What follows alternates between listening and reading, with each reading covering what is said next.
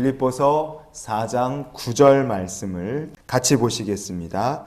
너희는 내게 배우고 받고 듣고 본 바를 행하라. 그리하면 평강의 하나님이 너희와 함께 계시리라. 아멘.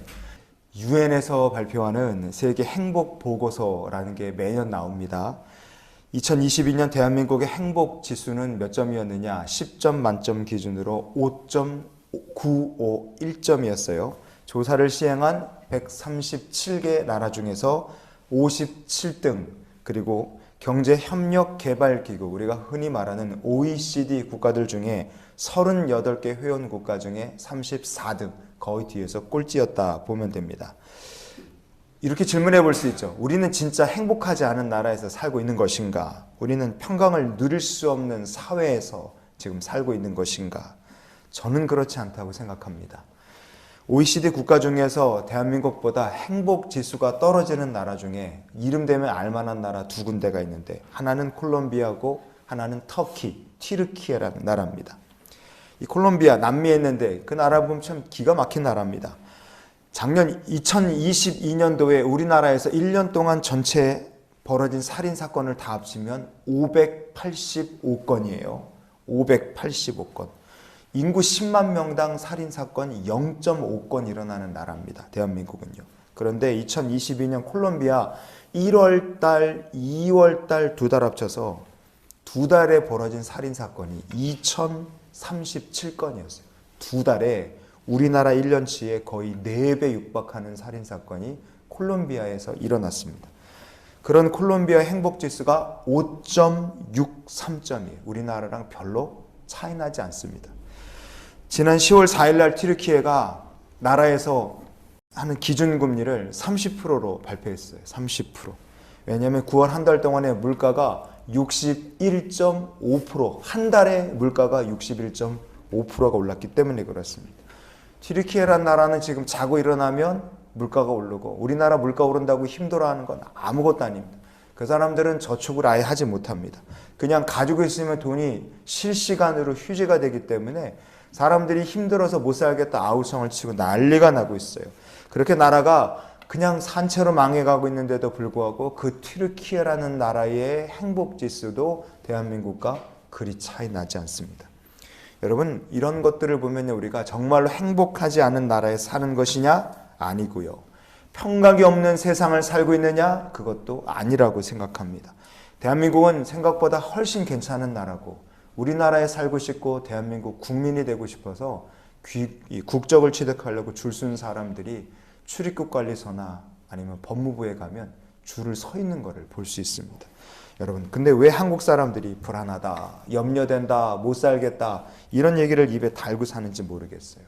그것은 아무리 생각해봐도 평강이 없고 정말 행복이 없는 나라가 아니라 진짜 평강과 행복이 없다고 미리 마음속에 단정 지어버렸기 때문에 그런 것 아닌가, 저는 그렇게 생각합니다.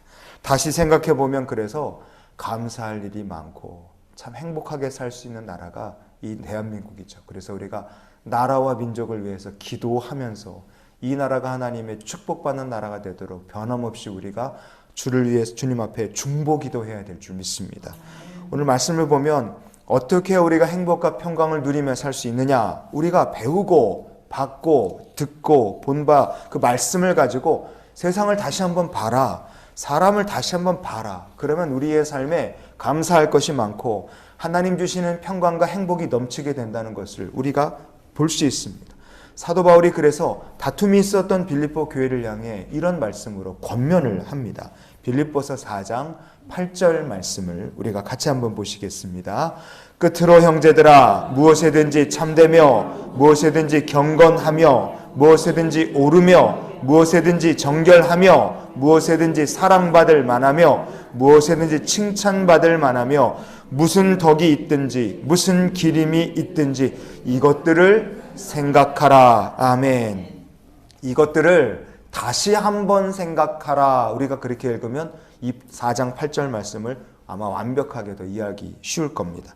왜 하나님께서 빌립보 교회와 성도들을 향해 이런 권면을 주셨겠습니까? 우리는 긍정적으로 보고 다시 한번 생각하기보다는 부정적으로 보고 속단해 버리는데 더 익숙하고 그쪽으로 쉽게 우리의 마음이 가기 때문에 그렇습니다. 같은 마음 못 품다 보니까 저 사람 안에는 뭐 하나 똑바로 된 게 없는 것 같다, 그런 생각이 들고, 저 사람은 진짜 어떻게 저렇게 사람이 밉상이냐, 어떻게 천국에서 같이 보겠느냐, 아마 그런 생각이 들었을지도 모릅니다. 그런 다툼이 있었겠죠. 여러분, 이런 생각과 다툼은요, 속단하는 것은 유오디아나 순두계 두 사람의 문제뿐 아니라 우리의 문제이기도 하지 않겠습니까? 그런데 주님께서 우리에게 주신 다툼의 해결책이 뭡니까? 4장 8절 말씀 뒷부분에 이것들을 생각하라, 이렇게 말씀하셨어요. 여러분, 우리가 이것들을 다시 한번 생각해 볼 수 있기를 원합니다.